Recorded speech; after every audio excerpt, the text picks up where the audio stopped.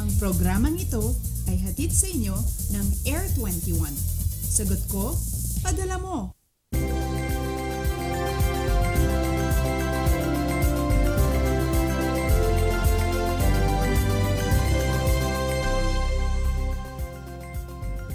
Magandang umaga Pilipinas, ramdam na ang Kapaskuhan. Talaga namang marami na ang naghahanda sa espesyal na pagdiriwang. Pero ito po sa gitna ng kasiyahan at excitement ngayong holiday season ay huwag pa rin kakalimutan ang pagiging handa. Lalo na at may bagyo po ngayon sa loob ng ating Philippine Area of Responsibility. Kaya naman live mula sa Pag-asa Weather and Flood Forecasting Center, ito ang Panahon TV na mula Lunes hanggang Linggo. Una maghatid sa inyo ng pinakabagong ulat panahon. Hawak kami via online streaming sa www.ptv.ph. Kasama niyo po ngayong Sunday morning, December 13, 2015. Ako po ang inyong weather lover, Amor La Rosa. Sa ating unang balita, magnitude 3.4 na lindol na itala sa Leyte, 37 minuto makalipas ang alas 12 ng umaga kanina. Naitala po ang lindol na may lalim na 9 kilometers at namataan ang sentro nito sa layong 5 kilometers southeast ng Canangal, Leyte. Wala naman pong naitalang pinsala at hindi rin po inasahan ang aftershock mula po yan sa nasabing pagyanig. Dumako naman tayo sa ating weekly weather recap. Nitong mga nakalipas po na mga araw ay naranasan po natin ang epekto ng iba't ibang weather systems. Kabilang po dito, ito nga northeast monsoon o yung hanging amihan. Ganun din po ang tail end of a cold front. At ito nga po ng Thursday ay nakaapekto naman sa ating bansa. Ito nga trough of low pressure area na nagpaulan sa ilang bahagi po yan ng Pilipinas. Ito po ay na-develop naman sa pagiging tropical depression hanggang sa maging tropical storm. At yan nga po patuloy po natin yung binantayan kahapon, araw po ng Sabado. Mamaya po alamin po natin ang update mula po yan sa Pag-asa. Kaya tutok lamang sa Panahon TV. Samantala, base po dito sa nalabas po na 11 p.m. weather bulletin ng Pag-asa, ito nga bagyong Nona ay huling namataan sa layong 665 kilometers. Silangan po ito ng Giwan, Eastern Samar. Taglay po nito ang lakas ng hangin nga abot ng 85 kilometers per hour at pabugso nga abot naman ng 100 kilometers per hour. Ito po ay kumilos naman pa west-northwest sa bilis na 19 kilometers per hour.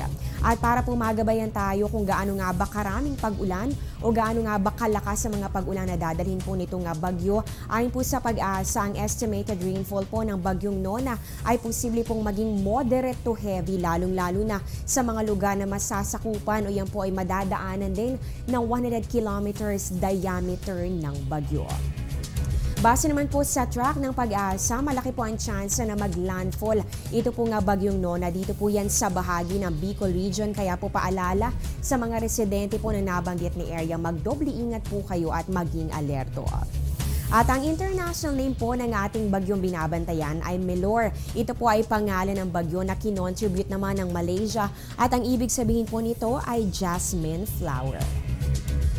Adam, ito naman po, marahil po marami sa inyo ang nagtataka kung bakit nga ba biglang nabago ang pangalan ng bagyo na ating binabantayan. So mula po sa Nonoy ay naging Nona po yan. Ayon po sa Pag-asa, paliwanag po nila, ito po kasi ay medyo katunog ng nickname ng ating presidente. So bilang respeto na lamang at syempre po ay gusto natin mag-focus po tayo dito sa bagyo at hindi po mahaluan ng ibang bagay. So ito po ay pinaltan at ngayon tinatawag po natin sa lokal na pangalan na bagyong Nona.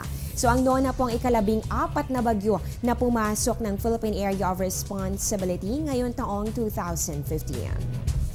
Kung babalikan naman po natin ang 5 p.m. weather forecast ng Pag-asa, ayon po dito nakaapekto pa rin sa ating bansa itong northeast monsoon o yung hanging amihan at umabot po yan dito pa rin sa may northern Luzon.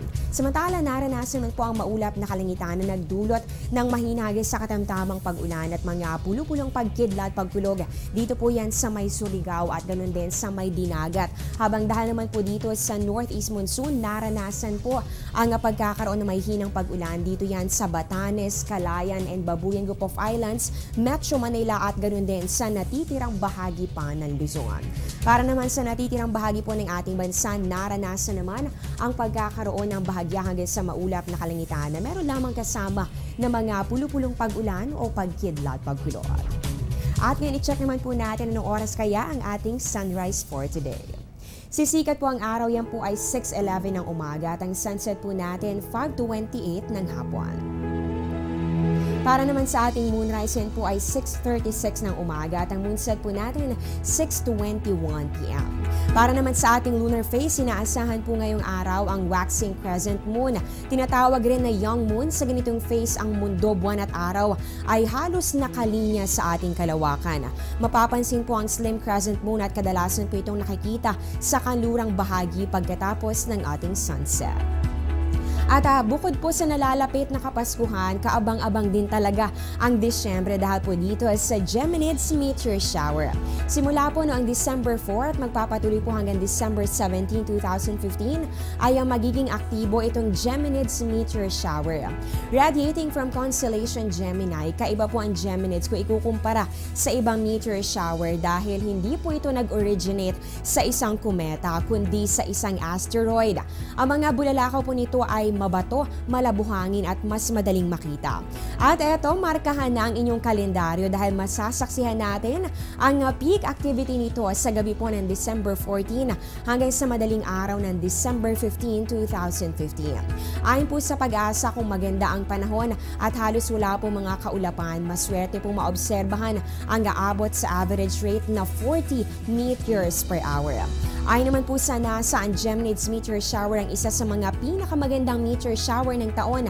Kaya naman tutok lamang sa Panahon TV para malaman mo kung magiging favorable kaya ang panahon sa inyong area. Dumako naman tayo sa ating tides. Ito po ay courtesy of Namria. So along Manila Bay, ang high tide po posibleng umabot ng 1.09 meters 10-12 p.m. at ang low tide naman negative 0.23 meters 5:47 ng hapon.